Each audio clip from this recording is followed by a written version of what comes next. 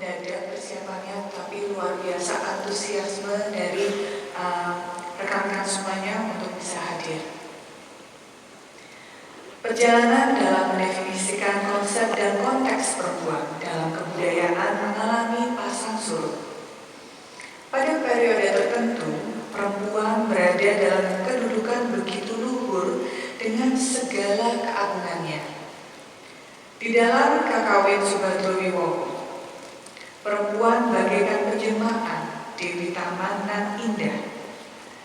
Bunga di dalam dirinya terdapat ekspresi bunga Sri Gading yang menyatukan kecantikannya dengan gigi yang bercahaya. Bibirnya seperti keindahan bunga katirah. Matanya bersemayam bunga teratai biru dan bunga gadung menjulur pada leher. Rambut perempuan bagaikan keindahan sulangan sekar bakung. Perempuan seperti tumpuan keindahan yang menjelma secara nyata. Dalam karya sastra Adiluhung, para kawi dan para pujangga menuliskan kecantikan perempuan serupa dengan keindahan alam yang tidak terbatas. Pada kondisi sosial yang bersamaan, dalam relief Krisnayana di Candi Penataran Jawa Timur ditemukan ilustrasi perempuan-perempuan pingitan. Realitas tersebut berhubungan dengan relasi politik dan sosial kerajaan sebagai tanda status kekuasaan seorang raja secara individu. Sementara pewaris kultural atas fenomena pingin hanya dipahami secara polos tanpa meninjau pertumbuhan zaman. Di titik ini, tidak hanya perempuan saja, tetapi masyarakat pun perlu melakukan ancaman dalam memahami perubahan pola kebudayaan tersebut. Pemahaman yang harus ditanamkan adalah perempuan bukan objek budaya, melainkan bagian dari pertumbuhan kebudayaan tersebut. Dengan kata lain, peran perempuan dalam kebudayaan patut diperhitungkan sekaligus menjadi bagian dari catatan sejarah itu sendiri. Di Keraton Jogja, sejarah perempuan yang diwakili oleh narasi permaisuri cukup prominent. Mereka adalah perempuan yang patut diperhitungkan dalam perjalanan sejarah pemerintahan di kota kerajaan, terutama Keraton Jawa bagian selatan. Berdasarkan definisinya, permaisuri atau parama iswari merupakan terminologi Jawa yang berarti langkung luhuring pawestri, atau dalam bahasa Indonesianya adalah lebih dari perempuan utama. Pada realitas sejarah, tercatat bahwa permaisuri sejak pemerintahan Sri Sultan Hamengkubuwono pertama memegang peran penting sebagai panglima kesatuan prajurit bernama Langan-Kusumo. Mereka tidak sekedar mahir di bidang militer, tetapi juga cakap dalam strategi perang dan politik. Kesatuan Langan-Kusumo pun menjelma menjadi praktis murwah bagi perempuan pada abad ke-19.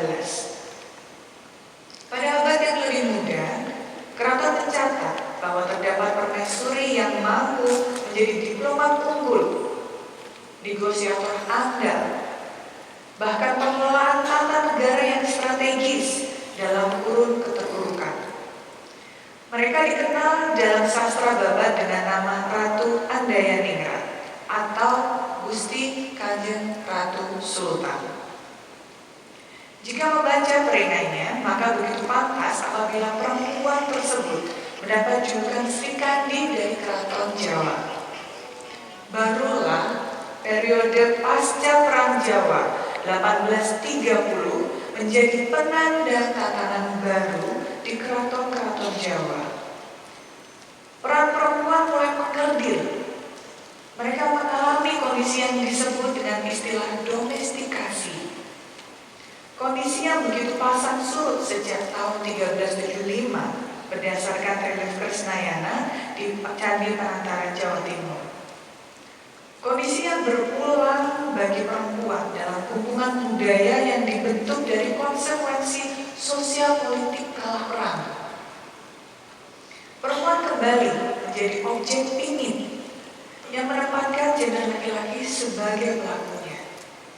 Padahal jika dilakukan telaah lebih dalam, narasi-narasi peran perempuan merujuk pada gendernya yang dinamis. Mereka bukan realitas yang ajak atau statis, melainkan terus tumbuh. Dengan kata lain, perempuan harus terus didefinisikan dengan konteks dari situasi pada zamannya. Ibu dan Bapak sekalian, dalam teori Simone de Beauvoir yang menuliskan catatan kritisnya dalam The Second Sex, dia menyebut bahwa kecenderungan menempatkan perempuan pada kondisi statis adalah kesalahan besar. Apabila kondisi tersebut dilakukan secara berulang melalui pewarisan budaya, maka pengulangan kesalahan tersebut menjadi fatal. Keterangan dari Simone pun mempertegas bahwa perempuan yang banyak disebut dalam sastra-sastra kolonial tidaklah relevan dalam penyusunan pengaturan sosial maupun kultural. Mereka tidak pantas dibicarakan dengan ukuran tubuh, sebab tubuh bukan suatu benda dan tidak pantas untuk dirayakan. Wacana kritis tentang atas berbagai sikap terhadap gender dan tubuh perempuan menyadarkan bahwa seseorang tidak perlu menyesuaikan diri terhadap standar tertentu. Maka dalam gelar seminar jejak peradaban perempuan di ruang domestik, publik, dan politik mampu memberikan wacana kritis terhadap konstruksi sosial perempuan hari ini. Dari sudut pandang yang beragam, diskusi mengenai perempuan di ruang privatnya, peran perempuan secara profesional di publik, hingga peran setara dan egaliter antara perempuan dan laki-laki yang dapat dipertukarkan, nantinya akan didiskusikan dalam seminar ini, dan harapannya kegiatan seminar sekaligus bedah buku yang akan digelar 1 hari penuh mampu memberikan pemahaman bahwa keterbukaan gender masih perlu untuk ditinjau di tengah masyarakat. Ikatan yang membelenggu dan membuat konsep setara hanya menjadi wacana. Seyogianya dapat diminimalisir sejak dari ruang ini. Pada akhirnya saya ucapkan terima kasih kepada berbagai pihak yang telah membantu dalam proses penyelenggaraan seminar dan bedah buku Gusti Kanjeng Ratu Hemas, Ratu di Hati Rakyat. Terima kasih pula kepada seluruh peserta, media, dan partisipan yang terlibat langsung dalam rangkaian kegiatan tersebut.